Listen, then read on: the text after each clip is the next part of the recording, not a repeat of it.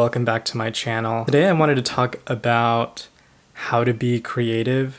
I recently submitted an article for a magazine. I had one published previously, and so I'm doing a follow-up to that. Hopefully it goes well. It's being reviewed right now. It just kind of gave me the idea to talk about, how do you get ideas? How do you become creative? How do you think creatively? And so I came up with a series of 5 tips to help people that maybe they're struggling or maybe they don't really think of themselves as creative. Everyone is innately creative. I think everyone has that capability. Maybe you're not really using that in your day-to-day life. Maybe it's something that's just a side hobby, but I think everyone has that potential to be creative. And so I just wanted to have some 5 tips that I use. They may not work for you, but just for myself personally, I think these are just some lessons that I've learned along the way. The first one is to find an outlet, like find the right creative outlet for you, whether it's writing, whether it's poetry, painting, film, TV, theater. It's important to find the right thing for you, and sometimes it takes a while to kind of find the right outlet for yourself, and that's totally fine. Make sure that something's right for you, that it goes with, fits your lifestyle and the way you interact with the world. In my life, taking a lot of different classes, trying to find the right outlet for me. It does take some time, but I think once you do find something that you're comfortable with, I think it's, the sky's the limit to go from there. Second, I think, is to find what you want to say. So say you settled on doing like a blog or doing painting. What message do you want to send? What's your aesthetic? What's your personality? How is that going to shine through? You really want to find the right way to communicate with people. Maybe it's just for yourself and maybe nobody else is going to see it, but a lot of times people do want to share their creative projects. You're proud of it. You want to show it off. You want to get feedback. And so you want to make sure that you're setting yourself up for success and putting your work out there the right way.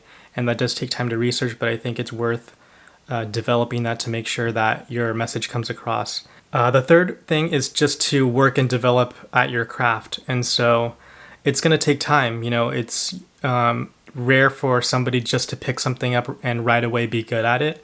But if it's something that you like and it's something that if it's something that fits your personality and your spirit and it works for you, don't be frustrated when you're just starting out and you're not as good as you want to be. I feel like I've been my own toughest critic and I want to be good right away. And I know that's something that I've learned as I've gone along and in life is it takes time to be really good at something. But if you put in the time and you put in the effort and energy to be good at something, eventually you're going to get there. The fourth thing is just learn from others. And I think that takes a variety of different forms. I think getting inspiration from other fields, people in other areas, and just learning from them and getting ideas. Maybe you're a writer and you go to an art museum and you see a painting that really inspires you and gives you an idea that you want to write about. I think that happens a lot. You put yourself in a position to experience other cultures and other environments.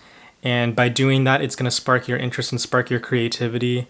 A lot of times if you're suffering from writer's block or a lack of ideas, really just taking the time to set your own work aside and look at the work of others. I think for people that are really good in their own field, there's a lot of respect for other people that have become accomplished in their own industries. And I know that's really inspiring to me. Or to see people really excel at their own craft inspires you to do better at your own. And that can give you some ideas as well. And the last thing is to experiment and have fun. So to try different things, see what works. Maybe you have an idea and you're like, no, it's too crazy. It's too out there. I'm not sure it's going to work. Give it a try. Don't be afraid to try things and see what works for you. You never know. Maybe it's going to take off. Maybe it'll start a trend, or maybe it'll fall flat on its face. Who knows? But at least you tried it and at least you put your work out there. And I think a lot of times you can learn from your mistakes. So by experimenting and trying things, it's just going to benefit you in the future when you try your next thing. Those are just 5 things that I think are helpful when you're trying to be creative, developing your craft, honing it, trying to be better at it. It's just going to take time and it's going to take effort. But if you put in that work, it's just going to get better eventually in the long run. And also if you're enjoying it, don't take criticism from other people too seriously. You know, just you're doing it for yourself. You're doing it for your own life and your own benefit. You know, don't be so harsh on yourself. You know, it's going to take time, but if you enjoy it, it's just going to work out eventually. Yeah, so that was, those are my 5 ideas for how to be creative, how to spark creativity. You know, it's a challenge for a lot of people where maybe you don't think of yourself as creative. I really think that everybody has that capability within themselves. It just takes time and the desire to tap into that potential. Yeah, hopefully you find something that works for you and you have fun with it. I think that's the biggest thing is make sure you're having fun, because if you're looking for a creative outlet and that's not really your field traditionally, like maybe you work in accounting or banking or something, it's a little bit different. I think you look for it as a creative outlet that is fun. You know, if you're trying to be good right away and you're putting in that effort and it's not becoming fun anymore, just remember that that's why you're doing it. I think that can be different for people that are creative in their daily lives, where it's like their job and they that's their 9 to 5, or maybe they're just, you know, it's what pays the bills for them.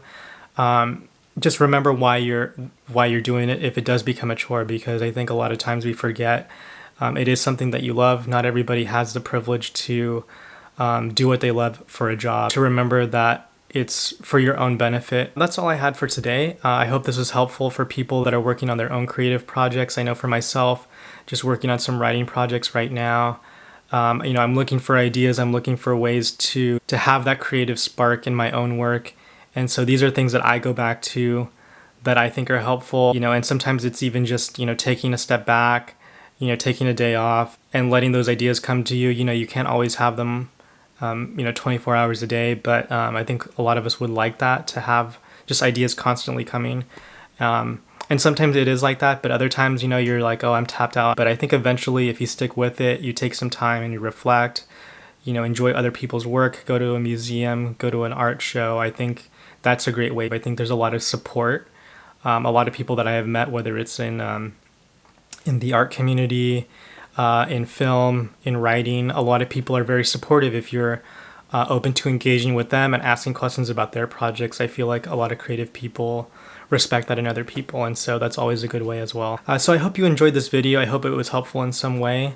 And would love to hear, like, what are some ways that you try to stay creative? What are some projects that you are working on right now? And, you know, how are you getting the ball rolling and, you know, working towards completing those projects for yourself? So that's all I had for today. I hope you enjoyed this video, and thanks for watching. See you next time.